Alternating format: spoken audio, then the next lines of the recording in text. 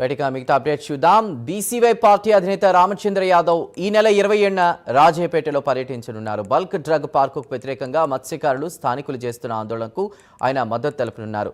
రాజేపేటకు వెళ్లడానికి గతంలో 2 సార్లు ప్రయత్నించగా పోలీసులు అడ్డుకున్నారు. దాంతో ఆయన కోర్టును ఆశ్రయించారు. ఇక రామచంద్ర యాదవ్ విన్నపాన్ని పరిశీలించిన న్యాయస్థానం పర్యటన సందర్భంగా భద్రతా ఏర్పాట్లు చేయాలని పోలీసులను ఆదేశించింది. కోర్టు ఆదేశాలతో ఈ నెల 27న రాజయ్యపేటకు వెళ్లి స్థానికులతో ఆయన మాట్లాడనున్నారు. దీనిపై పూర్తి డీటెయిల్స్ మా ప్రతినిధి వాసు అందిస్తారు. వాసు, ఏంటి అప్డేట్స్? పర్యటనకు సంబంధించి కోర్టు అనుమతి ఇచ్చినట్టు తెలుస్తోంది. పోలీసులు ప్రత్యేక ఏర్పాట్లు కూడా చేయమన్నట్టు చెప్తున్నారు. ఏంటి అప్డేట్స్ ఏంటి? ఎట్టకేలకు రామచంద్ర యాదవ్ నక్కవెల్లి మండలం రాజీపేటకు వెళ్లేందుకైతే కోర్టు నుంచి పూర్తి అనుమతి తీసుకున్నట్టు కూడా తెలియజేయడం జరిగింది.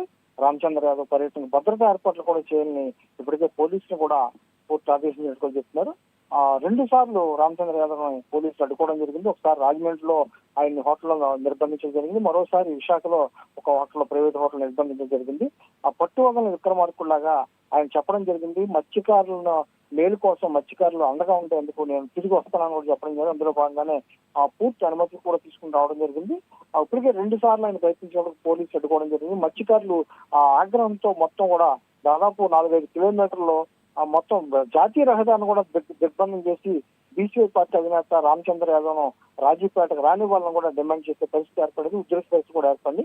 ఈ నేపథ్యంలో పోలీసులు అయితేనే మొత్తం కూడా భద్రతా ఏర్పాట్లు కూడా అన్ని చేసి ప్రస్తుతం రాజీపేట అయితే ఆ పోలీసు మొత్తం కూడా పహారాలో దాదాపు 1000 మంది పోలీసులు పహారాతో ఉంది. ఎవరిని కూడా వెళ్ళనివ్వట్లేదు. హౌస్ అరెస్టులు చేసే పరిస్థితి కనిపిస్తుంది.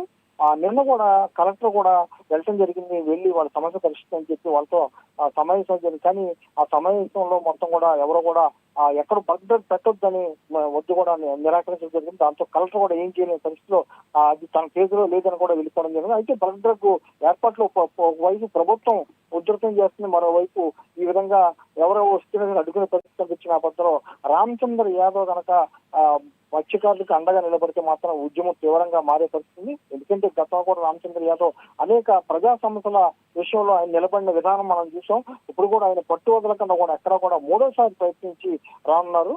మొత్తం 27వ తేదీన ఉదయం 11 గంటలకైతే మొత్తం రాజీపేటలో మత్స్యకారులతో ప్రత్యేకంగా సమావేశం ఏర్పాటు చేసి వాళ్ళ యొక్క బాధలను విని మొత్తం కూడా దీనికి సంబంధించినటువంటి ఉద్యమ కార్యాచరణ కూడా ప్రకటించే అవకాశం ఉంది.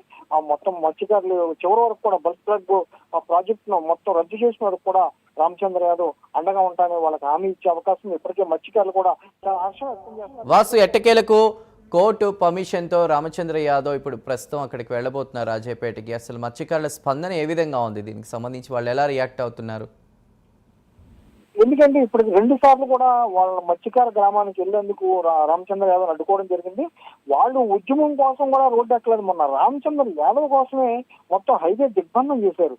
ఆ హైవే గుండా రామచంద్ర యాదవ్ తీసుకొస్తారు, మేము అడ్డుకుంటామని కూడా హైవే ఎక్కడం జరిగింది. అంటే ఎంత బలంగా రామచంద్ర యాదవ్ పట్ల వాళ్ళందరూ కూడా నమ్మకం ఉంచారు. ఎందుకంటే గతంలో రామచంద్ర యాదవ్ చేపట్టిన ఇష్యూస్ చాలా కూడా ఆయన సక్సెస్ చేయడం జరిగింది. అందులో భాగంగానే ప్రస్తుతం మిగిలిన పార్టీలు, రాజకీయ పార్టీలు మమ అనిపించినప్పుడు కూడా రామచంద్ర యాదవ్ మాత్రం పట్టు వదలని విక్రమార్కుల్లాగా మొత్తం కోర్టు అనుమతి తీసుకుని రావడం పట్లయితే ఆ గ్రామాలన్నీ కూడా ఆనందం వ్యక్తం చేస్తే ఆ గ్రామాలన్నీ కూడా దాదాపు ఎన్నైతే బస్ స్టాండ్ వాళ్ళు ఇబ్బంది పడుతున్న ఆ గ్రామాల ప్రజలందరూ కూడా ఆయన కోసం ఎదురు చూసే పరిస్థితి ఏర్పడించండి.